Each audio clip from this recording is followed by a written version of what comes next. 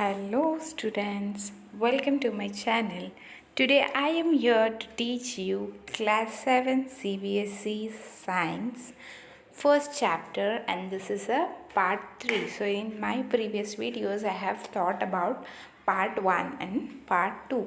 So this is part 3. In this Part 3 we will be studying about a replenishing of nutrients in the soil. So whenever there are less or plant withdraw nutrients from the soil, so how these nutrients are replenished or brought back into the soil. So today in this class we will be studying about these things and about the summary of the chapter. So let us begin.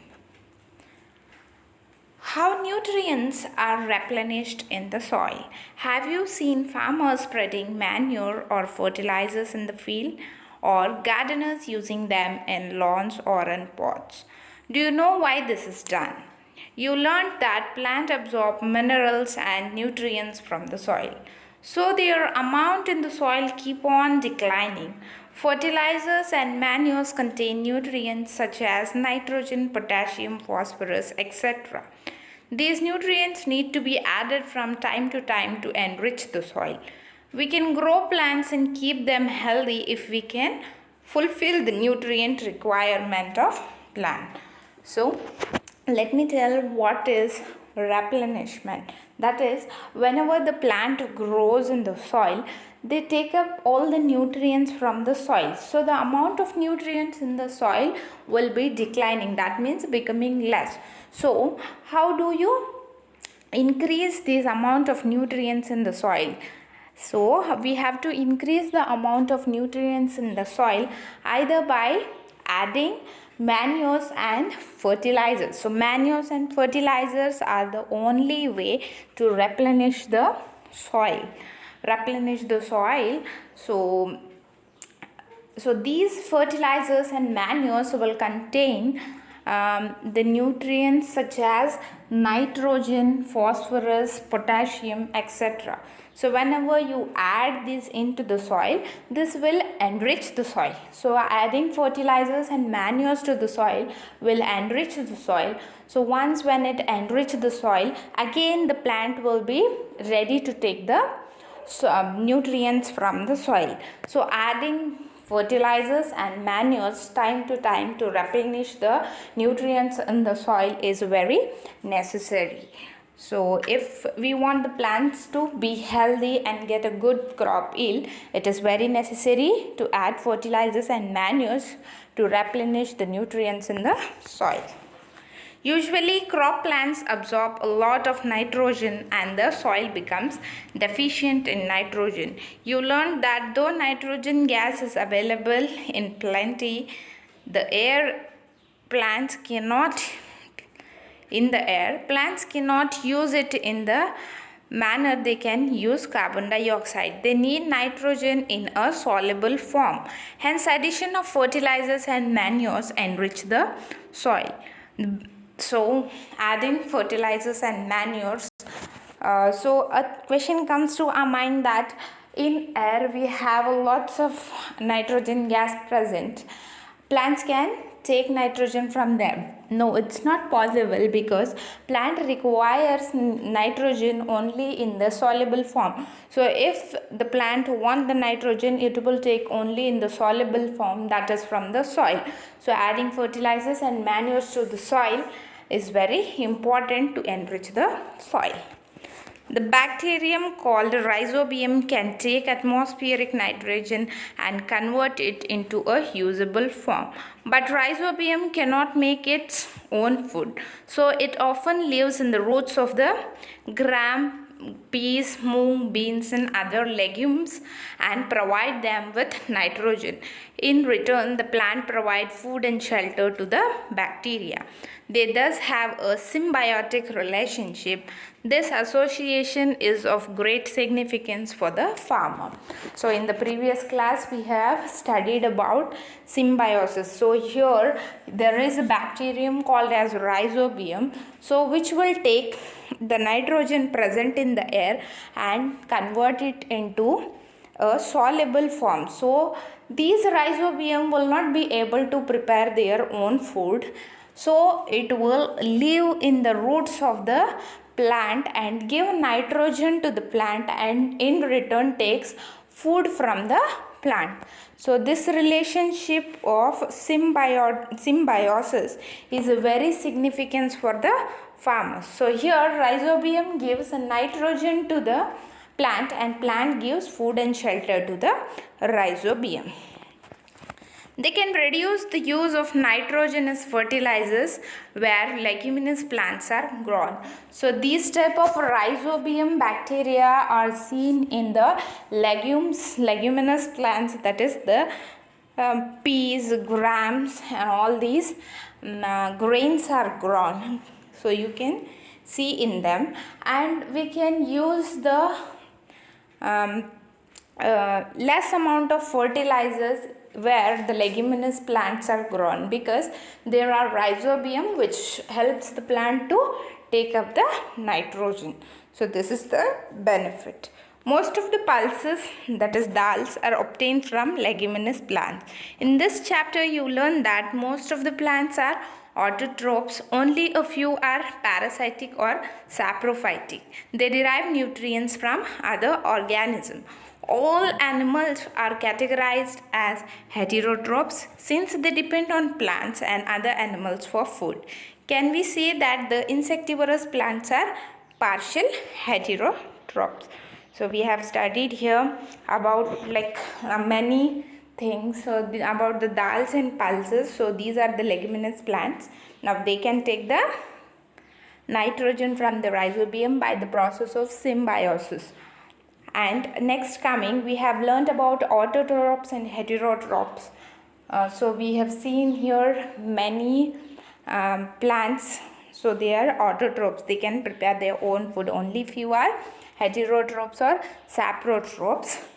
And we also saw that there are some insectivorous plants. We can either call them as partial heterotrophs because the nutrients which are available they can use them, and but which they cannot draw they are taking from the insects. So this was about replenishment of nutrients in the soil, and now we will read about some keywords. Keep in your mind, that will help in your higher studies. What is autotrophic? So autotrophic or autotrophs are the plants or the organisms which can prepare their own food. So plants are the one which can prepare their own food. Chlorophyll. Chlorophyll is nothing a green pigment which help the plant for photosynthesis. Heterotrophs. Heterotrophs are those organisms which cannot prepare their own food. Animals and human beings are examples of heterotrophs. Host. So what is host? So we have seen a yellow branchy thing falling on a host green plant and taking nutrients from that.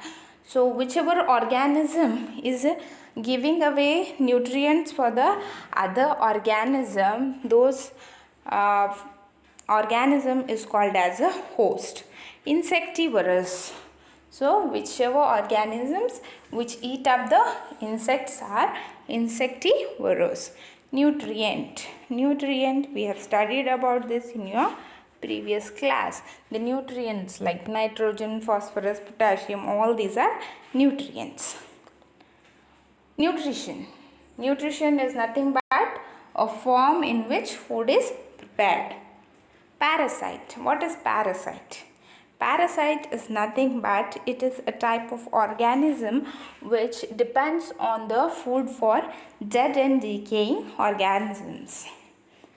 Fungi is an example of parasite. Photosynthesis. What is photosynthesis? Photosynthesis is very important. It is a process in which plant prepares its own food in the presence of sunlight, carbon dioxide, chlorophyll and water and the amount of nutrients, and give out glucose and oxygen as the byproducts. Saprotrophs. Saprotrophs are nothing but the organisms which depend on the dead and decaying organisms for their food. Fungi was an example of it. Saprotrophic is the same thing, the process in which the organism depend on the dead and decaying thing for their food.